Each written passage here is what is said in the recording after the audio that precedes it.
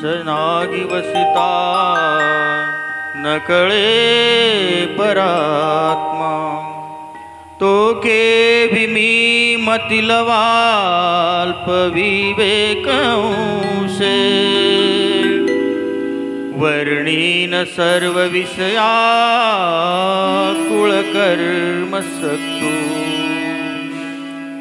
त्वमेव माताश्च पिता त्वमेव, त्वमेव बन्धुश्च सखा त्वमेव, त्वमेव विद्या द्रविणं त्वमेव, त्वमेव सर्वं मम देव देवा।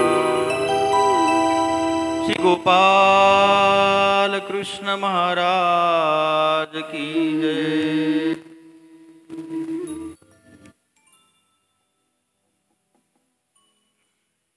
कथा ऐकण्याचा आपला तिसरा दिवस आहे।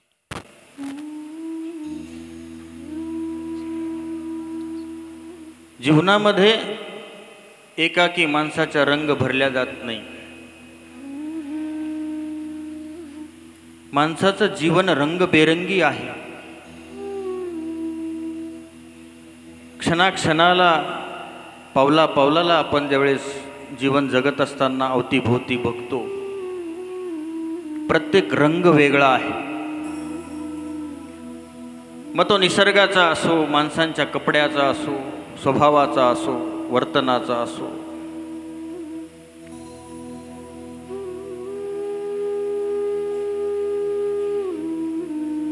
माणसाचं जीवन रंगीन आहे।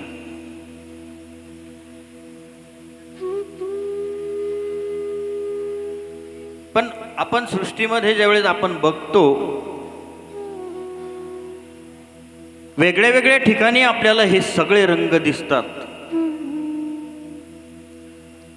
परंतु आपण श्रीकृष्ण भगवंताचं आत्मचिंतन करतो आणि त्या स्वरूपाचं दर्शन आपण पाहण्याचा प्रयत्न करतो।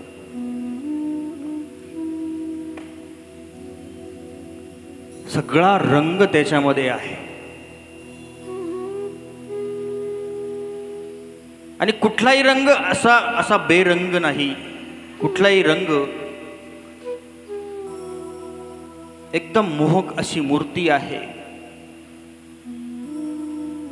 कृष्ण या शब्दाचाच अर्थ आहे आकर्षण। बोलण्यामध्ये गोडवा आहे। कृष्ण भगवंत चालले तर त्या चालण्यामध्ये गोडवा आहे। श्रीकृष्ण भगवंताचं भक्ताकडे जे पाहणं आहे, ती कृपा दृष्टी, ती प्रेममयी आहे।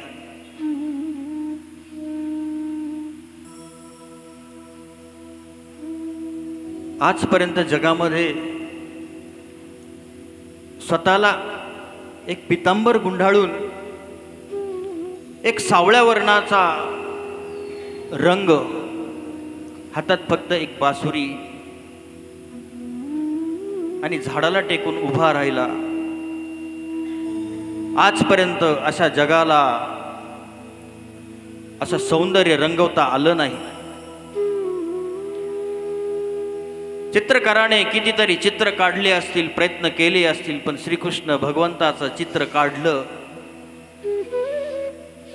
माणसाचं सगळं लक्ष अनेक चित्रावरून जातं आणि श्रीकृष्णाच्या त्या फोटोकडं किंवा चित्राकडं बघतो आपण।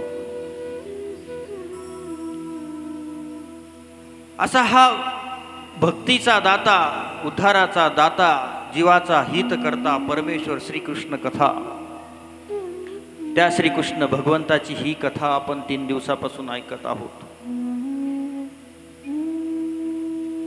कथेमध्ये नुसता विनोद नव्हे तर तत्वज्ञान असायला हवं, त्याची जाणीव आपण करून घेत आहोत।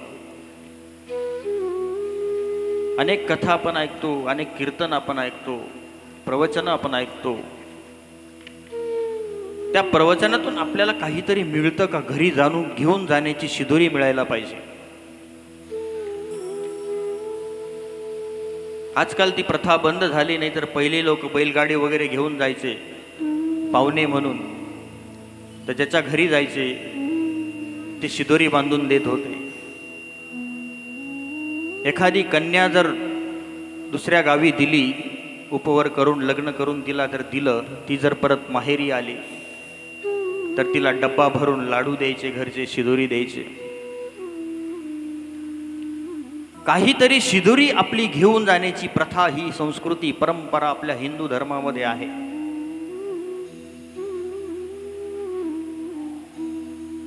तुम्ही म्हणाल आज कथेत आलो, बाबांनी काल सांगितलं असतं तर आम्ही डबे पिशव्या सगळं घेऊन आलो असतो,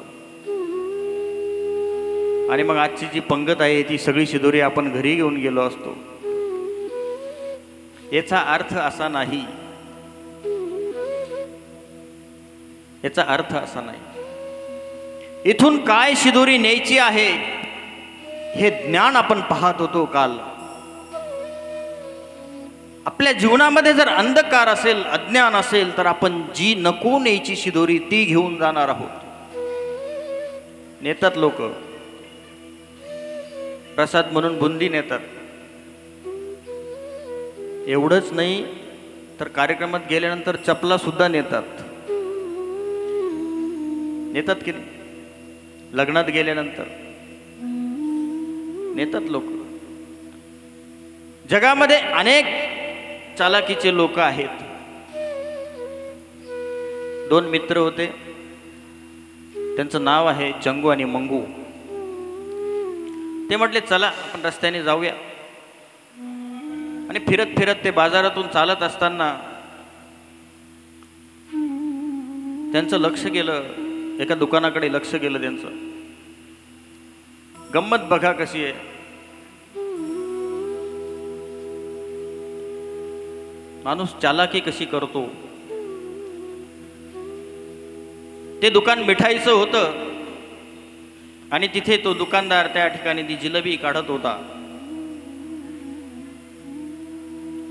चंगूचं लक्ष त्याच्याकडे गेलं. त्यांनी विचार केला का आपण ही जिलेबी खायला पाहिजे, गरम गरम खायला पाहिजे. पण खिशात हात घातला तर एकही रुपये खिशात नाही. शेजारचा तो मित्र होता मंगू, त्याच्याकडे तर पहिल्यापासून काहीच नव्हतं आणि म्हणून त्याला माहित होता हा तर नेहमी कंगाल आहे. पण तो त्याला म्हटला चल आपण जिलेबी खाऊ. तो म्हटला अरे तुझ्याकडे 1 रुपया नाही, माझ्याकडेही 1 रुपया नाही, कसं काय जायचं आपण. तो दुकानदार कसं काय दिलं. ते बघू म्हणला, पुढं जाऊ आपण, चला जाऊया. असं म्हणून दोघेही दुकानदाराच्या दुकानात गेले. दुकानदाराला सांगितलं आम्हाला जिलेबी द्या 1 प्लेट. त्याने ती 1 प्लेट जिलेबी काढली आणि त्याला देऊन टाकली. परत तो दुकानदार ती जिलेबी दिल्यानंतर त्यांनी त्याचं काम सुरू केलेलं आहे. चंगूनी हातात ती जिलेबी घेतली आणि तो खायला लागला. खात असताना मंगूनी बघितलं याच्याकडे 1 रुपया नाही, तरी इतकी मोठी डेअरिंग. मंगूनी सांगितलं दुकानदार मला पण 1 प्लेट द्या. आता मनामध्ये मंगूने विचार केला चंगूकडे 1 रुपया नसताना जर हा इतकी डेअरिंग करतो म्हणजे याच्या डोक्यामध्ये काहीतरी चालाकी आहे. आणि म्हणून मंगूने पण 1 प्लेट घेतली आणि दोघेही आता जिलेबी खातायत. जिलेबी खाता खाता दुकानदाराचं लक्ष गेलं. तो म्हटला तुमचे 20 रुपये झाले, ते द्या.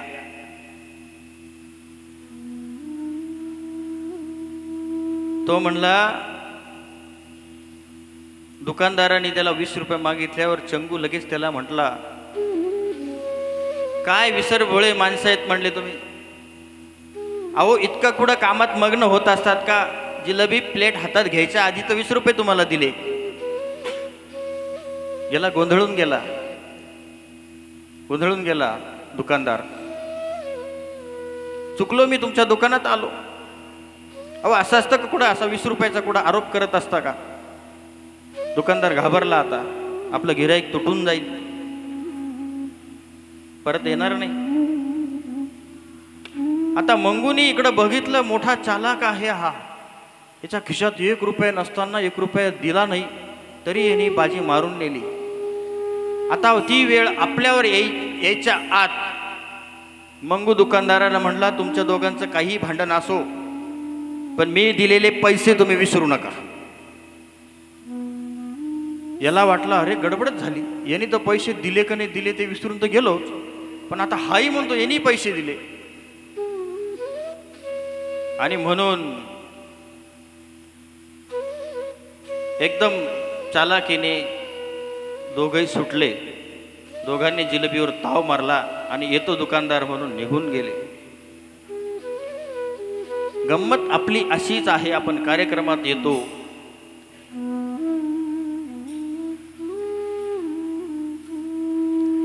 कार्यक्रमात आल्यानंतर जे आपल्याला घ्यायचं असतं ते आपण घेत नाही आणि भलतंच घेऊन घरी जातो.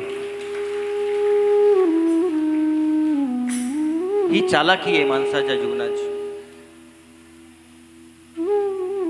आणि म्हणून कृष्ण कथा आपण ऐकत असताना आपण जीवनाला ही शिदोरी बांधून ठेवली पाहिजे. आपण बघितलं, सुरुवातीचा पहिला दिवस आपण कर्माचं विवेचन केलं होतं.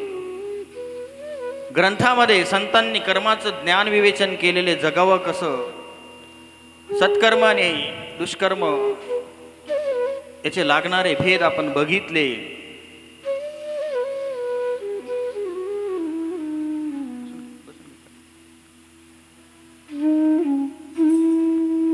आपण बघितलं.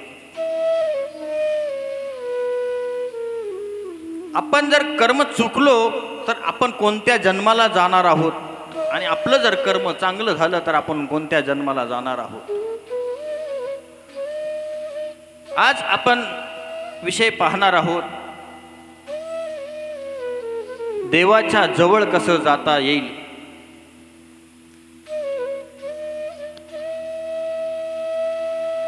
आपण जर दुष्कर्म केलं तर आपल्याला एखादा श्राप लागला तर आपण असुरांच्या म्हणजे दुष्ट माणसांच्या संगतीमध्ये जन्माला येऊ.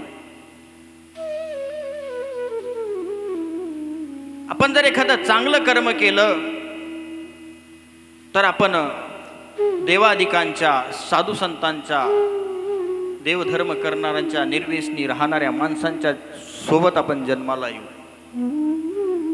ही कर्माची जोड आपण जोडायचं शिकतो आहे, त्याचं ज्ञान आपल्याला मिळवत आहे. जगामध्ये असंख्य गुरु आहेत. कालच मी विषय सांगितला होता, संसारातले जे गुरु आहेत ते वेगळे आहेत, परंतु परमार्थिक जे गुरु आपल्याला लाभले जातात ते गुरु आपल्याला परमेश्वराचं, परब्रह्म्याचं ज्ञान देतात, परमेश्वर प्राप्तीचं ज्ञान देतात. आणि म्हणून गुरु सुद्धा आपण जसं पाणी गाळून पितो, बघा तुम्ही, आपण प्रत्येकाने प्रत्येकाच्या घरात फिल्टर बसवले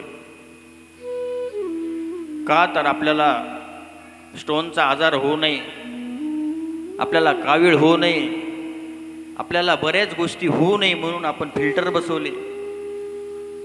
फिल्टरनी समाधानी राहिलो नाही, त्या नळाला आपण जाळी बसवली. किती काळजी घेतो आपण, आपल्या आतमध्ये घाण जाऊ देऊ नये याची किती काळजी घेतो की नाही. आणि मग जीवनामध्ये आपल्या ज्ञान बाहेरचं जे ज्ञान आहे आपल्यामध्ये, आपल्याला देवाने असा एक कॅमेरा दिलेला आहे. हे जे 2 डोळे आहेत हे कॅमेरे आहेत. याच्यातून आपण जगातलं सगळं ज्ञान आपण आतमध्ये साठवत असतो, ते साठवून ठेवत असतो आणि वेळोवेळी त्याचा जीवन जगताना आपल्याला उपयोग होत असतो. म्हणून योग्य गुरुची आपल्याला गरज असते. पण प्रश्न आपल्याला पडतो, गुरु कोणता करावा, कसा करावा गुरु, प्रश्न पडतो का? तुम्हाला, आम्हाला सर्वांना प्रश्न पडतो. जर योग्य गुरु लाभला नाही तर आपलं कसं होईल, होतं का? म्हणून गुरु असा करा का त्याला संपूर्ण ज्ञान तर नसेल, परंतु त्याला जे ज्ञान असेल ते योग्य ज्ञान आहे.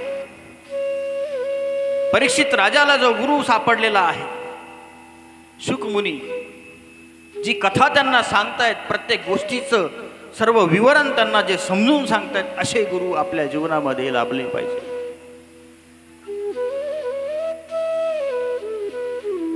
असे गुरु लाभले. गुरु ने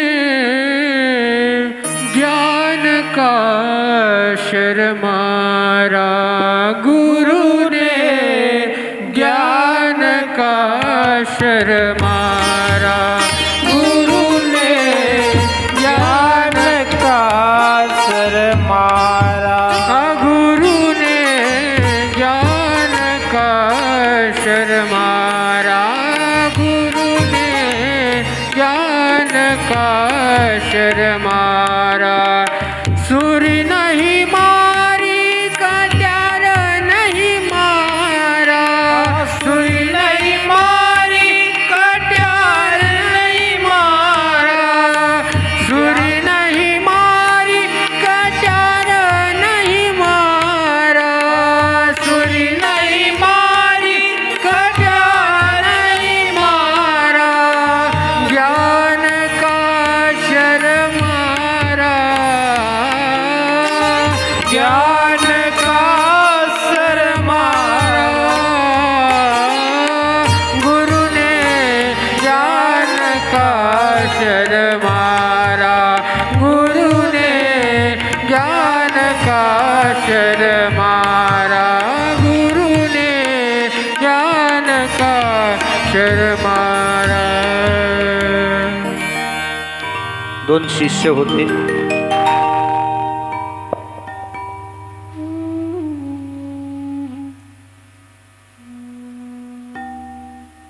शिष्यामध्ये वेगळ्या वेगळ्या गोष्टी एकमेकाला शेअर होत असतात. रस्त्याने चालले होते. चाललेले असताना त्यांना एक छोटं डुकराचं पिल्लू दिसलं. डुकराचं पिल्लू दिसलं त्याला. त्या शिष्यांना माहिती नव्हतं हे काय. ते गुरुकुलामध्ये राहत होते. रंगी ज्ञानदीप लावू जगी. हा ज्ञानदीप आपल्याला जगामध्ये लावण्याकरता आपल्याला एकमेकाला मेणबत्ती व्हावा लागणार आहे. आपल्याला दिवा व्हावा लागणार आहे. एकाने एका गुरुचं ज्ञान घ्यायचं आणि ते दुसऱ्याला द्यायचं. असं करता करता आपल्याला हा अवघं विश्व कल्याणकारी होण्याचा मनस्वी संकल्प करण्याचा प्रयत्न आपल्याला करावा लागणार आहे.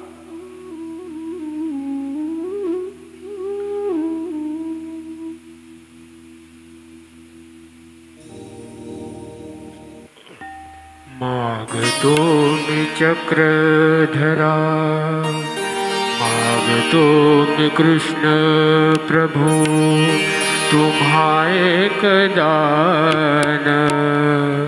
मिळे जाने मुक्ति ऐसे त्यागे मद ज्ञान. मिळे जाने मुक्ति ऐसे त्यागे मद ज्ञान. मागतो मी चक्रधरा, फक्त एक दान. मागतो मी चक्रधरा, फक्त एक दान. मिळे जाने मुक्ती ऐसे द्यावे मज ज्ञान. मिळे जाने मुक्ती ऐसे द्यावे मज ज्ञान. बालपणी होते माझे मन हे अज्ञान. बालपणी होते माझे मन हे अज्ञान. तरुणपणी संसारात गेले सर्व ध्यान. तरुणपणी संसारात गेले सर्व ध्यान. वृद्धपण येता जवळी जागती महान. वृद्धपण येता जवळी जागती महान. मिळे जाने मुक्ती ऐसे द्यावे मद ज्ञान. मिळे जाने मुक्ती ऐसे द्यावे मज ज्ञान. परमेश्वराकडे आपली पहिल्यापासून हीच भावना आहे की आपल्याला मुक्तीचं ज्ञान पाहिजे आहे.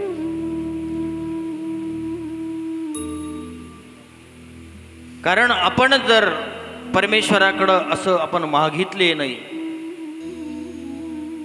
जगामध्ये अशा चांगल्या कर्म करण्याची कुठलीच ताकद आपल्यामध्ये निर्माण होणार नाही. आपण कथा पाहत होतो, काल श्रीकृष्ण भगवंत गोकुळामध्ये गेलेले आहे.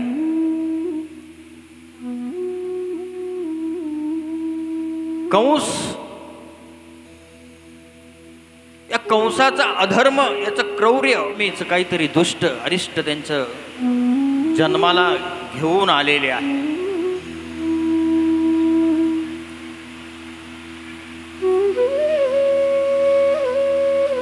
कृष्ण गोकुळामध्ये गेलेले आहे. काल वसुदेव, श्रीकृष्ण भगवंताचे पिता वासुदेवाने श्रीकृष्ण भगवंताला सुरक्षित स्थळी ठेवून आले. अतिशय आनंदाचं वातावरण त्या गोकुळामध्ये निर्माण झालेलं आहे. मातीचा कण कण, झाडाचे पानं पानं, यमुना नदी वाहताना एकदम खळाळून व्हायला लागली. तिला काल दर्शन झालेलं आहे. पक्ष्यांचा आवाज यायला लागला. प्रत्येक गोपिकांच्या, तिथल्या राहणाऱ्या पुरुषांच्या, गायींच्या, वासरांच्या हृदयामध्ये स्पंद निर्माण होत आहे.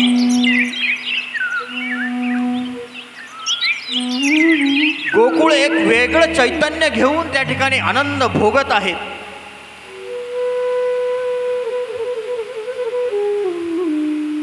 इकडे मात्र विरोधाभास आहे.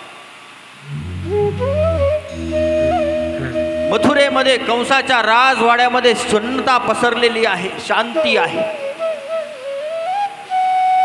अक्राळ विक्राळ दैत्य त्या वासुदेवासाठी श्रीकृष्ण भगवंताच्या पहाऱ्यासाठी ठेवलेले जे दैत्य होते, ते निद्रित अवस्थेत श्रीकृष्ण भगवंताने ते एकदम त्या मथुरेमध्ये ठेवलेले आहे. वासुदेवाने आपली टोपलीतलं बालक त्या ठिकाणी यशोदेजवळ ठेवले. यशोदा गाढ झोपेत आहे. आता तिथली कन्या जी होती, श्रीकृष्ण भगवंताच्या पायाचं दर्शन घेतलं वासुदेवाने, कपाळाचं चुंबन घेतलं. मनामध्ये एक वियोग आहे. नुकतंच जन्मलेलं बाळ आई आणि बापापासून दूर गेल्यानंतर काय अवस्था त्या दाम्पत्याची असेल, त्याची कल्पना सुद्धा आपण करू शकत नाही. कल्पना सुद्धा करू शकत नाही. आपल्या जीवनामध्ये एखादी माता जन्म देते बालकाला आणि डॉक्टर उचलून त्याला त्या पेटीमध्ये ठेवतात. घरी बातमी जाते की तुमचं जे बालक आहे ते पेटीत ठेवलं, तुम्हाला त्याला 3 दिवस भेटता येणार नाही. तुम्हाला इकडे आईचा जीव कासावीस होतो. कसं असेल, कसं होईल आमच्या लेकराचं, कसं होईल, काय झालं असेल त्याला. पित्याला जेव्हा बाहेर दवाखान्याच्या बाहेर ही गोष्ट कळते, तो पिता कासावीस होतो. आलेले नातेवाईक त्याचं सांत्वन करत असतात, घाबरू नको, देवाच्या कृपेने सगळं बरं होणार आहे.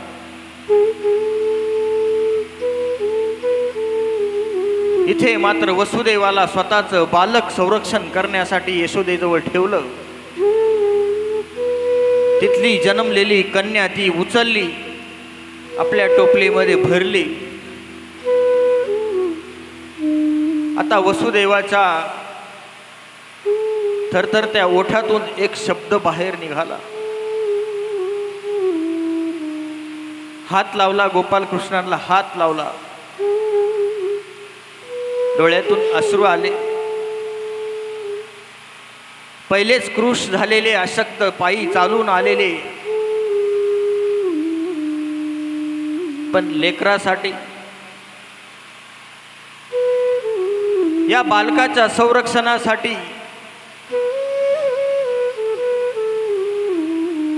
पहिले 6 डोळ्यांनी पाहिलं मारलेलं.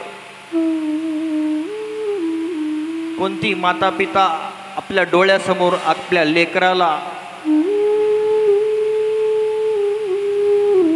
लेकराचं प्राण जाताना सहन करेन? जगात कुठलीच अशी माता नाही, कुठलीच असा पिता नाही. वसुदेव आता पाठ मोहराम व्हायचा विचार करतोय, मन आवरत नाही. अरे नुकताच जन्म झालेलं बाळ मी सोडून चाललो आहे. पायाला स्पर्श केला आणि एक शब्द त्या बाळाला वसुदेव म्हणतो आहे, बाळा क्षमा कर रे, क्षमा कर. येतो बाळा, येतो. आणि वसुदेव त्या टोपलीमध्ये ते बाळ घेतलं. यमुना प्रतीक्षा करते आहे, वसुदेव आला का मी आता वाट देईल. परत त्या यमुनेतून वसुदेव चालत वापस आला. यमुनेने सुरक्षित वाट दिली. मथुरेच्या राजवाड्यामध्ये प्रवेश केला वसुदेवाने. जी जी कवाड उघडलेली होती ती तशीच होती वसुदेवाची वाट पाहत. ती टोपलीतली छोटीशी कन्या घेऊन वसुदेव प्रत्येक दरवाजा ओलांडत होता. स्वतःचं बालक तिथं ठेवून दुसऱ्याची कन्या मी कंसाच्या हाती देणार आहे. किती जड अंतःकरणाने पाऊल उचलत नव्हतं. एक एक दरवाजा ओलांडतो आहे आणि परत प्रत्येक दाराला साखळ्या बांधल्या गेल्या, कुलप लागल्या गेली. जिथे देवकी बंदीगृहामध्ये होती, वाट पाहत होती आता काय होईल, काय होईल. सारख्या डोळ्याला अश्रू चालू आहे, धारा चालू आहे. वसुदेवाला जसंही पाहिलं थोडासा जीवात जीव आला. वसुदेवाने ते टोपलं खाली ठेवलं. सुंदर अशी गुटगुटीत कन्या, छानसे डोळे,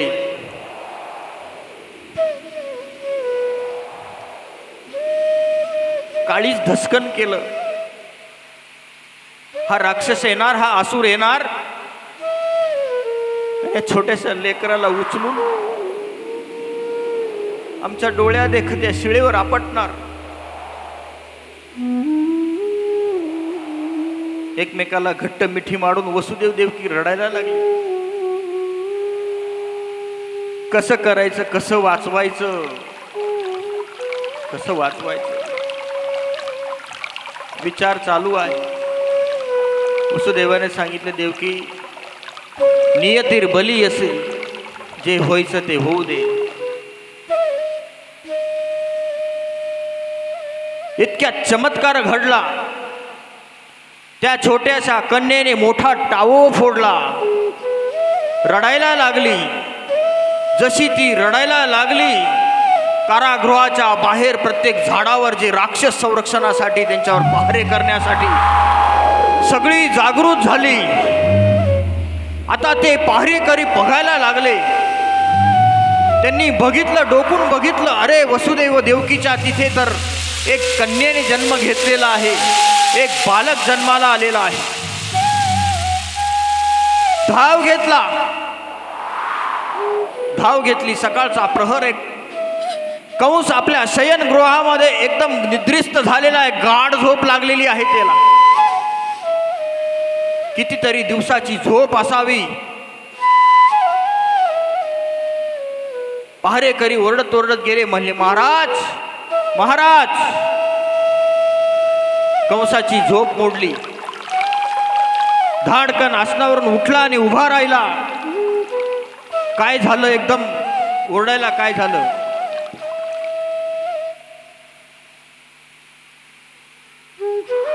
पहारेकरी म्हणतात महाराज तुमचा वैरी बंदीखान्यामध्ये जन्माला आलेला आहे. पण महाराज एक घटना वेगळी आहे.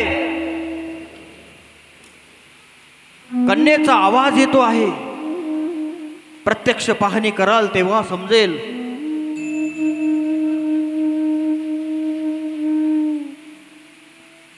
कंस मोठ्याने हसला. आसुरी आनंद त्याच्या शब्दातून त्याच्या हसण्यातून बाहेर येतो आहे.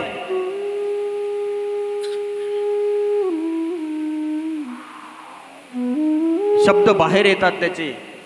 बघा हे कंसाचं भय आहे, भय.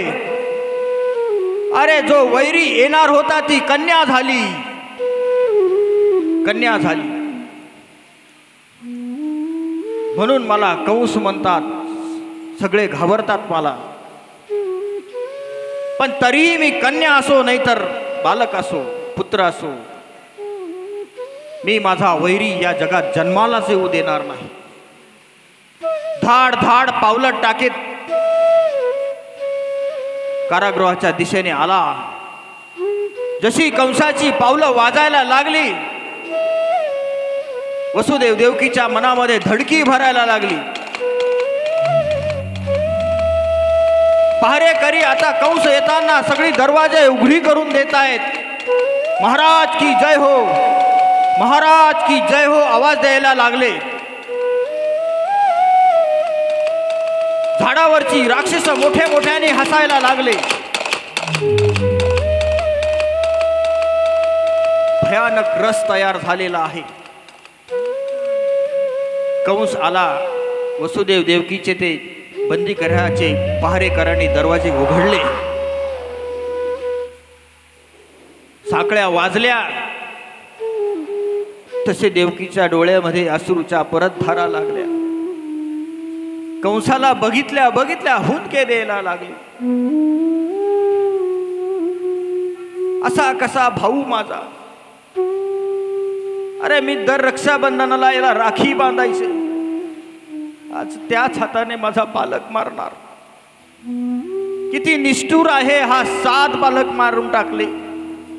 काय दोष होता त्या बालकांचा? रडायला लागली, छाती पिटायला लागली. विरोधाभासी कंस हसतो आहे. देवकीने ती बालक, ती कन्या आपली छातीशी कवटाळून धरली. नाही देणार. अरे हे बालक आहे, कन्या आहे रे. तुझा आता पुत्र, वैरी पुत्र जन्माला येणार होता. कंसाने काहीच मागं पुढं पाहिलं नाही. त्या कन्येला हिसकून घेतलं, तिचे पाय धरले, 3 वेळेस गरा गरा गरा गरा फिरवली आणि आता त्या शिळेवर आपटणार. इतक्या चमत्कार झाला.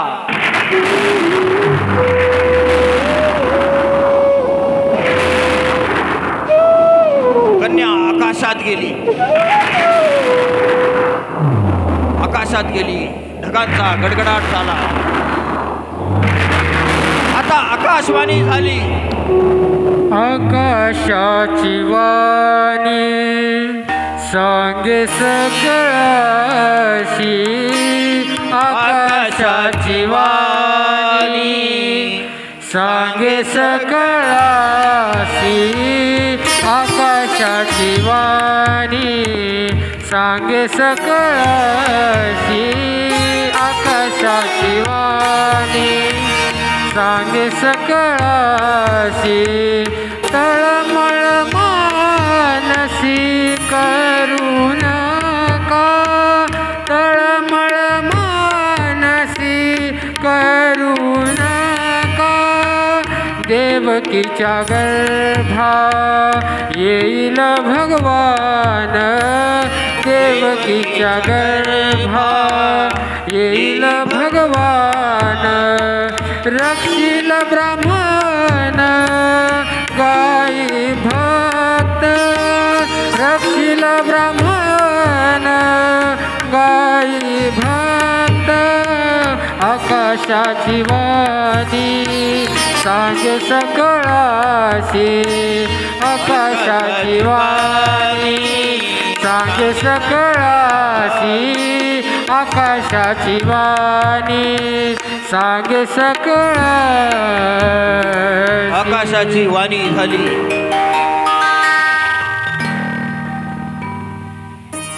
वीज चमकली आणि आकाशामध्ये जी कन्या गेली होती ती माया ती वसुदेव देवकीला म्हणाली पहिले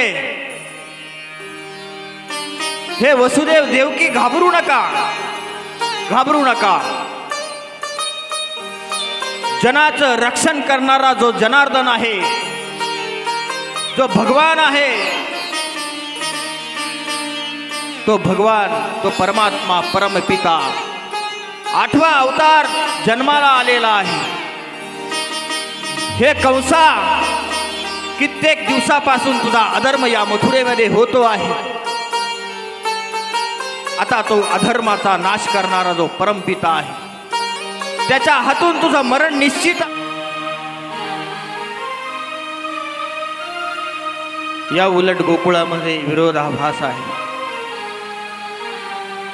यशोदेने बघितलं सकाळी सकाळी बघितलं तिने बघितलं अरे आपल्याला एक छोटंसं बाळ झालेलं आहे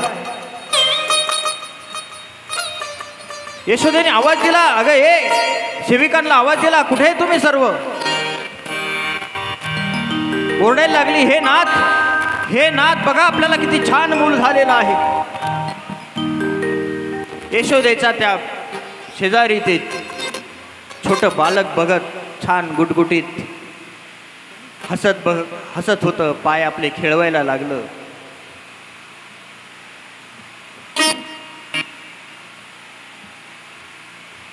इकडे आनंद निर्माण झाला प्रत्येकाला वाटत होतं मला असा आभास होत होता काहीतरी आनंद बातमी गोकुळात झालेली आहे प्रत्येक जण जमा व्हायला लागलं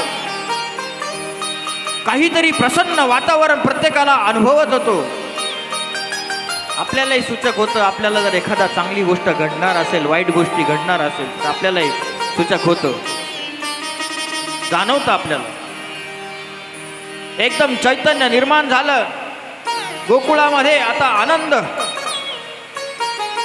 नंद बाबा आचार्याला बोलून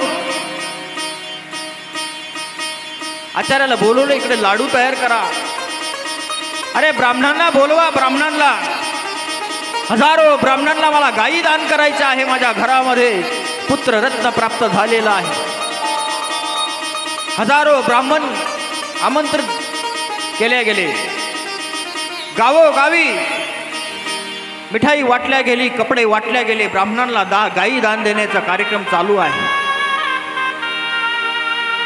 एकदम आनंदित वातावरण होऊन गेलं गोकुळामधल्या महिला सजून धजून आता त्या श्रीकृष्णाला पाहायला येत आहे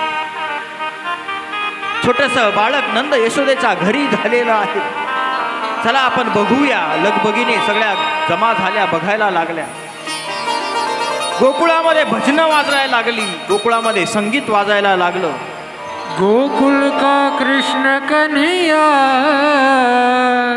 सारे जग से निराला है गोकुल का कृष्ण कन्हैया सारे जग से निराला है गोकुल का कृष्ण कन्हैया सारे जग से निराला है गोकुल का कृष्ण कन्हैया सारे जग से निराला है सावली सुरतिया है और मोर मुकुट वाला है सावली सुरतिया है और मोर मुकुट वाला है गोकुल का कृष्ण कन्हैया सारे जग से निराला है। गोकुल का कृष्ण कन्हैया सारे जग से निराला है। गोकुल का कृष्ण कन्हैया सारे जग से निराला है। गोकुल का कृष्ण कन्हैया सारे जग से निराला है। गोकुल का कृष्ण कन्हैया सारे जग से निराला है। गोकुल का कृष्ण कन्हैया सारे जग से निराला है। सगळ्या जगा वेगळं मुलगा त्या ठिकाणी जन्माला आलेला आहे। असं मोहक बालक कुठेच नाही। एकदम आनंद निर्माण आहे गोकुळामध्ये। सगळ्या नवनवीन हालचाली जशा आपल्या घरी पुत्र झाल्यानंतर आपण करतो त्या नवनवीन हालचाली गोकुळामध्ये चालू आहे। गोठ्यामधल्या गायी सुद्धा हंबर द्यायला लागल्या। आज गोकुळातल्या गायीला चरायला जायची सुद्धा इच्छा नाही। तृप्त झालेल्या त्या गायी फक्त त्या नंद बाबाच्या वाड्याकडे बघता आहे।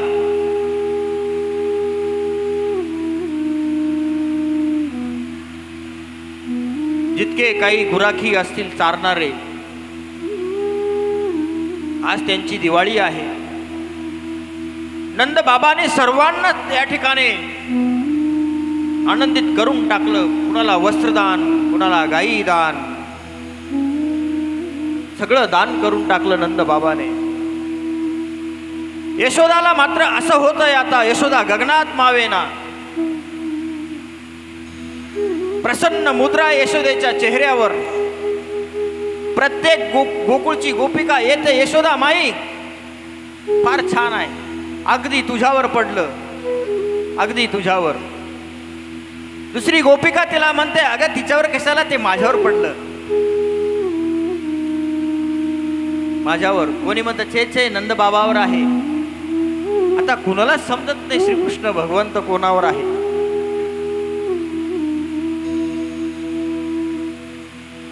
एक एक गोपिकाचा संवाद चालू आहे। एकमेकीला ते बोलवतात, चला चला आपण यशोदेचा बाळ पाहायला जाऊ, फार छान आहे म्हणे। ज्या पाहून आल्या त्या वर्णन सांगायला ग सांगता येत नाही, फार दिसायला इतका अप्रतिम आहे, इतका सांगता येत नाही। तुम्ही स्वतः जाऊन बघा, स्वतः जाऊन बघा। प्रत्येकाची घाई चाललेली आहे। पुत्र सोहळा त्या ठिकाणी एकदम आनंदित सुरू आहे। कसे 2 दिवस 3 दिवस निघून गेले, प्रत्येकाची ही चर्चा गोकुळामध्ये। जो येतो प्रत्येक जण आपली मुलगी ज्या गावी दिली त्या गावी निरोप पाठवायला लागले। अगं आमच्या गोकुळामध्ये असं बालक जन्माला आलं नंदबाबाच्या घरी, इतकं देखणं आहे, तुम्ही या बघायला या, या भेटायला या, यशोदा माईला तुम्ही भेटून जा। परिसरातल्या सर्व त्या राज्यामध्ये एकदम वेगळा आनंद, वेगळी चर्चा आहे, वेगळी चर्चा आहे। इकडे मात्र कंसाची विरोधाभास आहे। कंसाला आता पाणी पिताना त्याला कृष्ण दिसतो आहे। कंस झोपायचा विचार करतोय, त्याच्या डोक्यामध्ये तो कृष्ण दिसतो आहे। खिडकीतून जेव्हा त्याच्या राज्याकडे बघतो आहे, त्याला सगळीकडे कृष्ण कृष्ण दिसतो आहे। त्याला समजत नाही काय करावा, कुठे आहे तो, काय करू मी त्याचं। वेगळी वेगळी प्रयत्न डोक्यामध्ये आणण्याचा विचार करतो आहे। माझ्याकडे एवढं सगळं वैभव आहे, अरे मी आवाज दिला तर हजारो असुर माझ्या समोर उभे राहतील, हजारो असुर मी बोलू शकतो आणि त्या वैर्याला मी संपवू शकतो। कंसाची त्रिधात रिपीट होते आहे।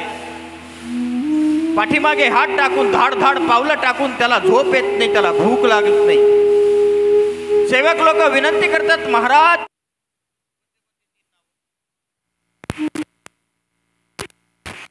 धृतराष्ट्र हे नाव आजपर्यंत जगामध्ये कोणी ठेवलेलं नाही.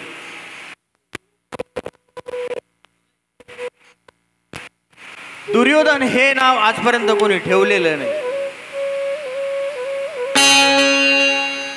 आणि तिसरं जे नाव आहे ते म्हणजे कंस. आजचा आपला मुख्य विषय तो आहे. ही लाईट जाणं येणं आपल्याला संकेत आहे का मुख्य विषयावर या. आपला मुख्य विषय तो आहे. तुम्हाला जर विचारलं तुम्हाला गोकुळात कृष्णाच्या बाजूला जायला आवडेल तर तुम्हाला कंसाच्या मथुरेमध्ये तुम्हाला कंसाबरोबर राहायला आवडेल.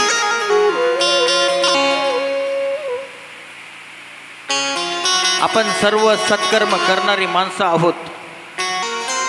परमेश्वराचं नामचिंतन करणारी माणसं आहोत. संस्कृती जपणारी माणसं आहोत. दान धर्म करणारी माणसं आहोत. माणसाने माणसासारखे वागावं ही शिकवण आपल्याला संतांची आहे आणि त्याप्रमाणे जपणारी जगणारी माणसं आहोत. आपला विचार कधीच होणार नाही की आम्ही कंसाच्या बाजूला जाऊन त्यांच्या मथुरेमध्ये त्यांचा आपला कधीच विचार होणार नाही. कोणीच विचार करणार नाही. आणि म्हणून श्रीकृष्ण चरित्र कथा भागवतामध्ये शुकमुनी परीक्षित राजाला हेच सांगतायत. सत्कर्म माणसाला गोकुळात जन्म घालतं आणि दुष्कर्म माणसाला मथुरेमध्ये कंसाच्या बरोबर जन्माला घालतं.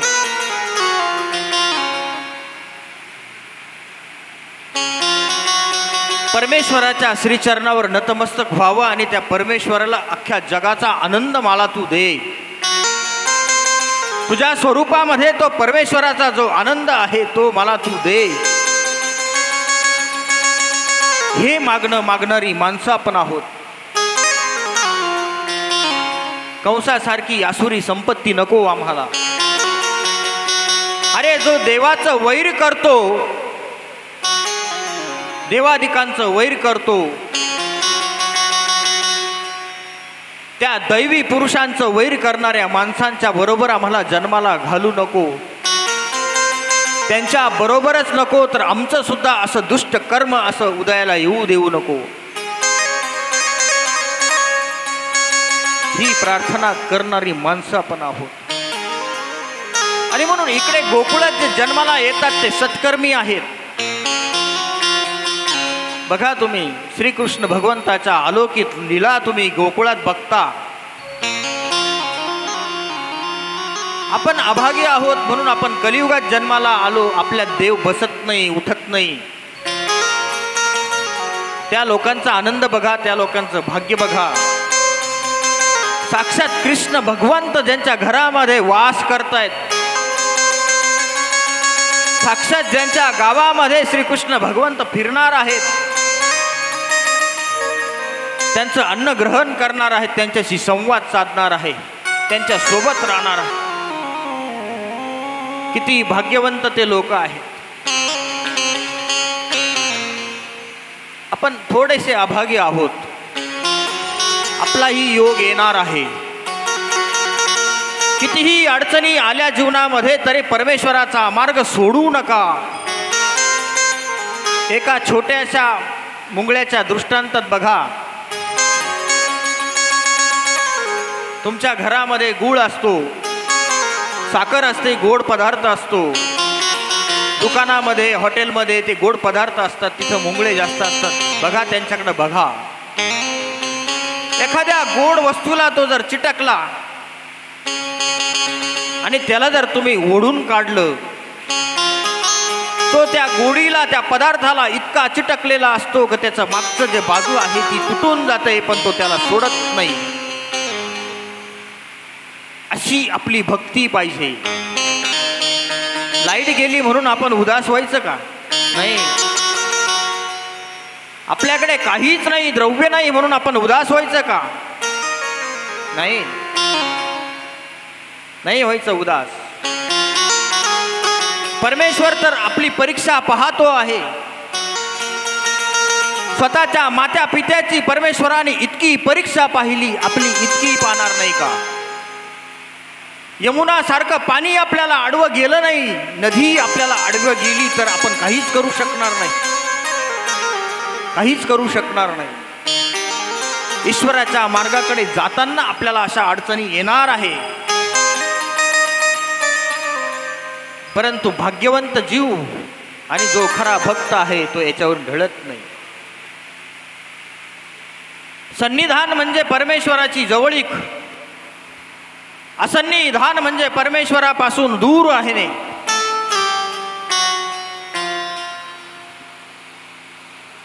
आणि म्हणून आपण असन्निधानी जरी असलो तर आपण परमेश्वराची जर भक्ती करत करत आपण एक दिवस परमेश्वराजवळ जाणार आहोत. तो आनंद आपल्याला घेता येणार आहे. पण कर्म नको, आपण कर्म चुकायचं नाही. आपला योग असा आला नाही पाहिजे का आपण त्या श्रीकृष्णाच्या एवढ्या छोट्याशा बालकाच्या विरोधात जाऊन नको नको ते प्रयत्न करू त्याला मारण्यासारखे, नको अंगावर काटा येतो, नको. इकडे कंस मात्र तोच विचार करतो आहे, मी कसा त्या बालकाला ठेचून मारेन, विचार करतो आहे. काय करू अशी अवस्था. दिवस उगवला,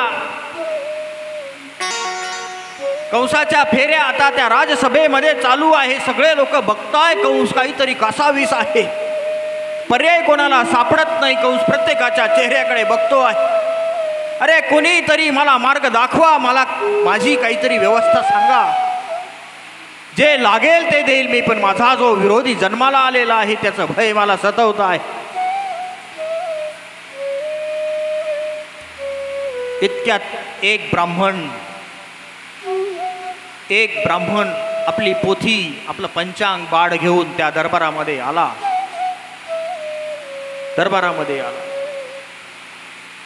कंसाच्या चेहऱ्यावर आता थोडीशी प्रसन्नता वाटली. अरे हा ज्योतिषी सांगणारा ब्राह्मण माझं काहीतरी चांगलं संकेत देणार. ब्राह्मणाची पावले सभेकडे आली. कंस आपल्या राज आसनावर त्या बसलेला आहे. स्वागत केलं, यथोचित स्वागत केलं. ब्राह्मण देवता बसा, पटकन पंचांग काढा, उघडा, बघा काय आहे, बघा पुढचे दिवस कसे येणार आहे. भविष्य पाहायला लागलो. आपणही भविष्य पाहतो. आपल्या प्रपंचामध्ये अडचणी आल्या, आपणही भविष्य पाहायला सुरुवात करतो. ज्यावेळेस आपण भविष्य पाहतो ना, समजून घ्यायचं आपण भयभीत झालेलो आहोत.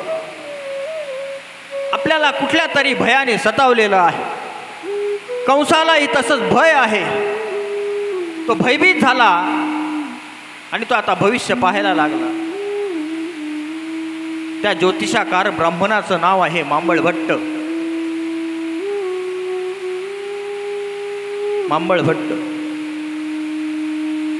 कंसाकडे बघितलं आणि कंसाला सांगितलं काही हरकत नाही. गोकुळाच्या आसपास जेवढी त्या राज्यामध्ये, गोकुळामध्ये जितकी काही बालकं जन्माला आलेली आहे, मी प्रत्येकाच्या घरी जातो, त्यांचं पंचांग पाहतो, त्यांची सगळी कुंडली काढतो आणि मला जर समजलं की हा तुमचा वैरी आहे, मी त्याला कशा तरी प्रकारे उचलून आणण्याचा प्रयत्न करतो. माझ्यावर विश्वास ठेवा. पहिल्यांदा कंस थोडा सुकावला मनामध्ये. मांबळभट्टाला सुपारी दिली आणि लगेच तातडीने कामाला लागा.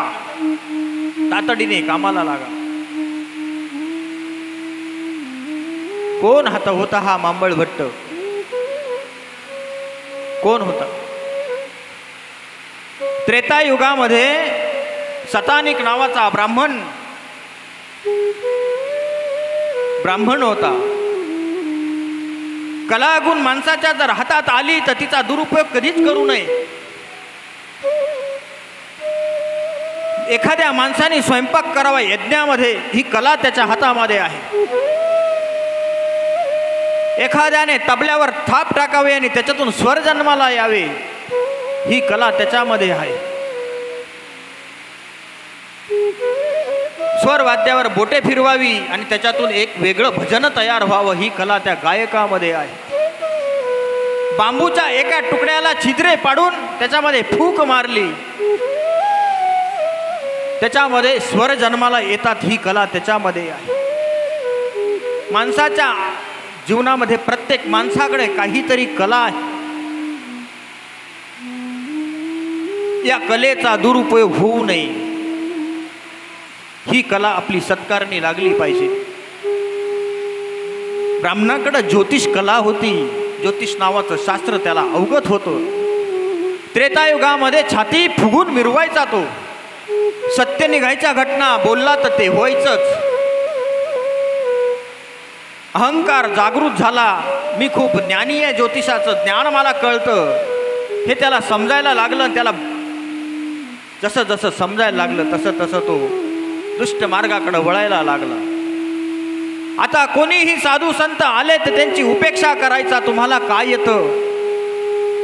त्यांची निंदा करायचा, त्यांची चेष्टा करायचा, त्यांना शिव्या द्यायचा, त्यांचं असं भाकीत करायचा. स्वतःच्या खोट्या कल्पनेने त्यांचं भाकीत करून त्यांना भयभीत करायचा.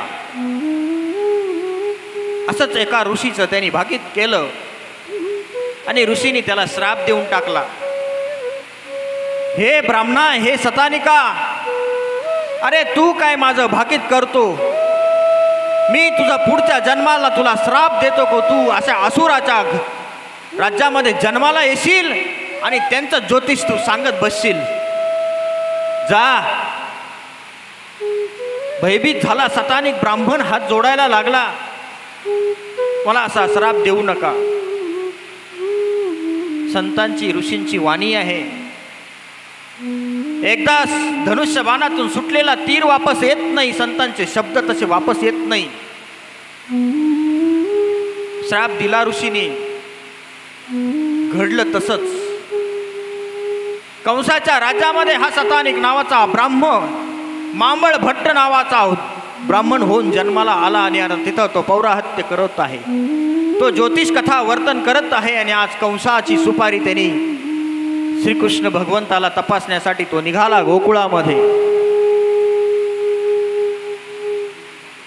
कसा तरी सगळ्या गोकुळातले बालकाची सगळी हे पाहता पाहता पाहता कुंडली पाहता पाहता त्याला जे समजत होतं असं करता करता तो नंद यशोदा नंद बाबाच्या वाड्याकडे गेला आणि तिथे चौकशी केली, इथे कोणी बालक जन्माला आलेला आहे का? नंद बाबाच्या वाड्यातल्या आजूबाजूच्या लोकांनी सांगितलं, हा आत्ताच 3 दिवसापूर्वी एकदम छान गोंडस बाळ इथे जन्माला आलेला आहे. कसं दिसतं ते, सौंदर्य अलौकिक आहे, सांगता येत नाही, वर्णन करता येत नाही, अप्रतिम आहे. स्वतः जाऊन बघा. लगबगीने तो सतानिक, तो मांबळ भट्ट आपली पोथी घेतली आणि त्या राजवाड्याच्या दिशेकडे गेला. जसा गेला, नंद बाबा धार्मिक वृत्तीचे, ब्राह्मण देवता आपल्या दारात येते आहे, त्यांना शुभ संकुत वाटायला लागला. जशी दारात आली तशी पुढे होऊन त्यांना सत्कार केला. का या ब्राह्मण देवता षोडशोपचारी पूजा केली. आव्हानम आसनम पाद्यम अर्घधारम अतःपरम मधुपर्क पवित्रम च स्नानम वस्त्रम विभूषिणम. 16 प्रकारचा विधी ब्राह्मणांचा सन्मानाचा केला. आपणही करतो. आलेल्या पाहुण्याला आपण म्हणतो या,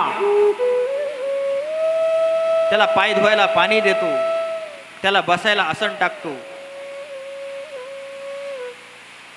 त्याला आपण आपल्या घरी जर तो राहिला तर त्याला आंघोळीला पाणी देतो, त्याला कपडे देतो, आपण त्याला चांगल्या प्रकारचं भोजन आपण खाऊ घालतो. ही 16 प्रकारचा हिंदू संस्कार आहे. नंद बाबाने तो सर्व केला. आता त्या ब्राह्मणाला पाठ दिला बसायला, त्याच्यावर तो पाटावर बसला. दोघही नंद यशोदा हात जोडून उभे आहे. कृष्ण भगवंत पाळण्यामध्ये आपले हातपाय हलवतायत. हातपाय हलवायला लागले.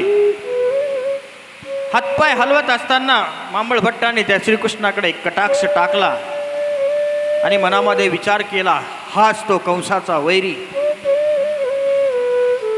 मनामध्ये जसा विचार आला तसा श्रीकृष्ण भगवंताच्या चेहऱ्यावर एक हसू फुललं. आता मांबळ भट्टाच्या मनामध्ये एकदम निश्चिती झाली की हाच तो, हाच हसतोय बघा कसा माझ्याकडे बघून. घाई घाई पंचांग उघडलं. नंद बाबा आणि यशोदा माई हात जोडून उभी आहे, बसली आहे त्यांच्या समोर आणि विनंती करते आहे, सांगा पटकन काय आहे. ज्याच्या तोंडातून मागच्या जन्मामध्ये चांगलं निघालं नाही, ज्याच्या तोंडातून या जन्मामध्ये चांगलं निघालं नाही, प्रस्तुत त्याचा दोष किती मोठा असेल.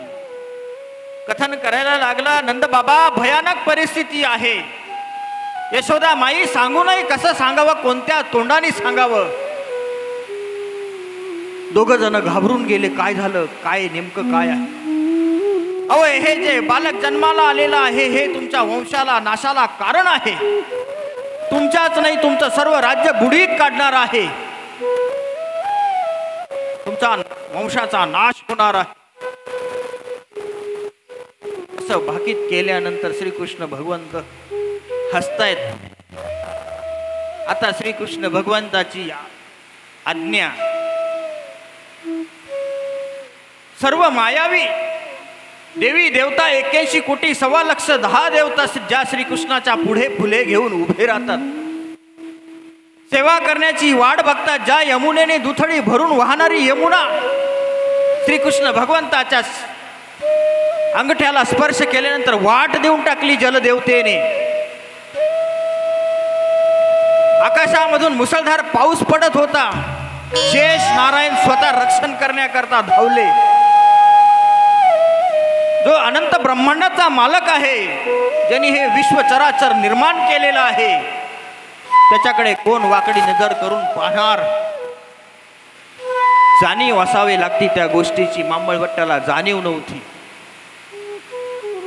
आता श्रीकृष्ण भगवंतांनी आदेश देऊन टाकला, हे सामर्थ्यवंत देवतांनो, तुम्हाला जे जे काही करायचं ते करा या माणसाबरोबर.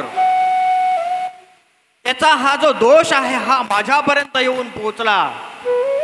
ईश्वरापर्यंत भाकीत करण्याचं पहिले गावातल्या एखाद्या सज्जन माणसाचं केलं असेल, एखाद्या साधू संताचं केलं असेल, एखाद्या देवी देवत्याचं भाकीत निंदा केली असेल, आणि आता याचा हा दोष वाढत वाढत साक्षात ईश्वरापर्यंत पोहोचला. आदेश दिल्याबरोबर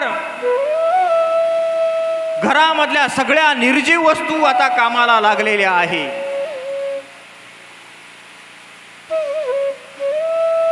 घरातला पहिला तर झाडू आला. झाडू म्हटला तुम्ही सगळ्यांनी नंतर यायचं, पहिले माझा नंबर. सगळ्यांनी क्रमाक्रमाने ठरवून घेतलं. आता एकमेकांमध्ये संवाद चालू झाला. मुसळ म्हणतं, हा तुझं झाल्यानंतर दुसरा माझा नंबर. इकडे ज्योतिषाची ज्योतिषवाणी चालू आहे आणि इकडे यांचा संवाद चालू आहे. पाठ म्हणतं सगळ्यात शेवट मी, पण सगळ्यात जास्त मारणार मीच. साक्षात भगवंताची निंदा करताना याचं धाडस तरी कसं होतं. आणि मग एक एक वस्तू झाडू पहिले आला. तो म्हणला मी घरातला सगळ्यात घाणेरडा कचरा हा आहे मांबळभट्ट, याला साफ करणार. जसा झाडू आला तसा पाठीवर धडा धडा धडा धडा वार करायला लागला.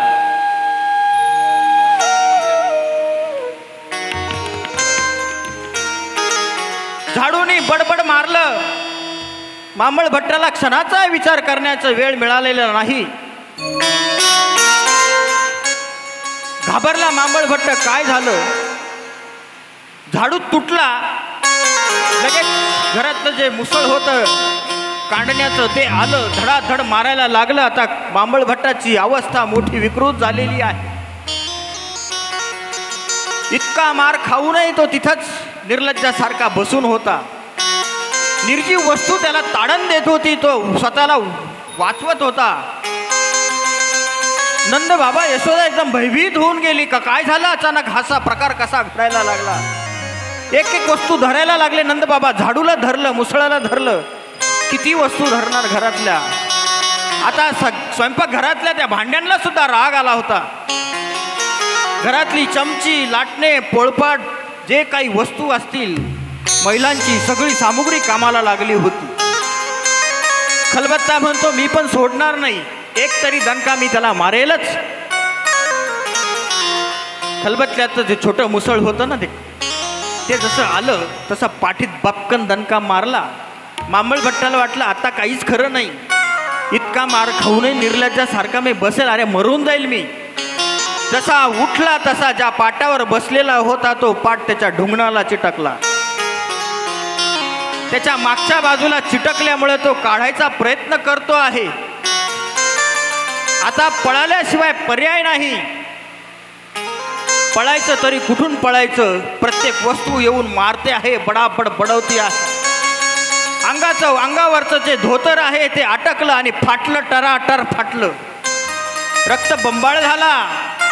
जी वस्तू त्याला प्रहार करायची त्या वस्तूचा त्याला काळा निळा डाग पडत होता. हातातली पुस्तकं कधी गळून पडली त्याला कळालं नाही, ते पंचांग कुठे गेलं. आता पाठ मात्र त्याची स्पीड आपण ज्याला म्हणतो तो त्याची पाठ सोडत नाहीये, ते चिटकूनच आहे. मांबळभट्ट पळतो. आता गोकुळ सोडावं लागलं, मथुरेत पळावं लागलं त्याला. पळता पळता पडला, तोंडावर पडला, समोरची 2 दात पडून गेली. बोचरा झाला बोचरा. आता त्याला भविष्य कथन करता येणार नाही. ज्याच्या समोर जाईल ना पहिले त्याच्या त्या बोचऱ्या तोंडाकडे बघितल्या जाईल. इतकी अवस्था बिकट झाली. मांबळभट्ट कसा तरी पळाला. पाठ म्हणला थांब अजून माझी बाकी आहे. पाठ जसा सुटला तसा पाठीमागचा पृष्ठभाग जोडून काढला. पृष्ठभाग कळतो ना, ज्या पाटावर त्याचा बसलेला जो भाग होता तो भाग. पाठ त्याची पाठच सोडत नव्हता. कसा तरी तो कुदून काट्या कुट्यातून पळाला. रक्त बंबाळ झाला. पाटाने त्याला शेवटपर्यंत मथुरेत नेऊन घातलं. पंचांग फाटले जानवे तुटले, पंचांग फाटले जानवे तुटले, धोतर गळाले ढुंग नाचे, धोतर गळाले ढुंग नाचे. पंचांग फाटलं त्याचं. पंचांग फाटून गेलं. पदर फाटला, अंगावरची कपडे फाटली. पाटाने बडून बडून त्याला मथुरेत नेऊन घातला. आणि जसा मथुरेत तो गेला एकदम भयानक अवस्था आहे. जसा इतका मारला डायरेक्ट कंस जिथं बसलेला आहे, कंस वाट पाहतो आहे कधीतरी हा मांबळभट्ट आनंदाची बातमी घेऊन येईल, त्या बालकाला उचलून माझ्या समोर आणेल आणि मी त्याला ठार करून टाकेल. वाट पाहतो आहे. हातामध्ये कसं तरी धोतर पकडून आलेला तो ब्राह्मण, त्याची अवस्था पाहिली कंसाने. तो दारातून उतरला, महाराज महाराज वाचवा, महाराज वाचवा, मला वाचवा. सगळे राज्याचे लोक त्याला पाहायला लागले. काय अवस्था झाली ही मांबळभट्टाची. कंसाच्या समोर येऊन साष्टांग दंडोत घातला. त्याने पडला आणि म्हणला, महाराज अहो मी नाच सोडला, तुम्ही नाच सोडून टाका, नका जाऊ त्याच्या वाटेला. अहो काहीच करत नाही, काहीच नाही. कंस भगवंत म्हणला, तुला नंदबाबाने मारलं का? अहो नाही, त्यांनी तर काहीच नाही केलं, माझा उलट सन्मान केला. मग यशोदामाईने? अहो नाही हो, त्यांनी पण नाही. मग गावातल्या लोकांनी? कुणीच नाही. अरे मग कुणीच नाही मारलं, हे केलं कोणी सांगता येत नाही. कितीतरी वस्तूचं नाव तुम्हाला मी सांगू महाराज? मला लाटण्याने मारलं, पोळपाटाने मारलं, मला निर्जीव वस्तू घरातल्या गावातल्या सगळ्या वस्तू मला येऊन मारत होत्या.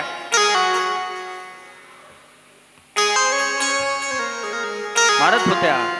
जीव घेऊन मी कसा तरी पळालो मी. महाराज आसुर योनीत माझा जन्म झाला म्हणून वाचलो. माणसाच्या जन्मात जर मी जन्माला आलो असतो तर तिथेच मेलो असतो. इतक्या भयानक वस्तू मला ताडण देत होत्या. कंसाची आता धडकी वाढली. कंसाने पाहिलं, पहिलं शस्त्र आपलं बोथट झालं, काहीच कामाचा नाही. इथे तर लय फुशारक्या मारत होता. आता कंसाचा विश्वासच कमी झाला त्याच्यावर. कंसाने सेवकांना सांगितलं, जा याचा मलमपट्टी करा, याला न्या, याला उचला, पहिले उचला. पहिला मांबळभट्ट ताडण दिला. खूप मारलं मांबळभट्टाला.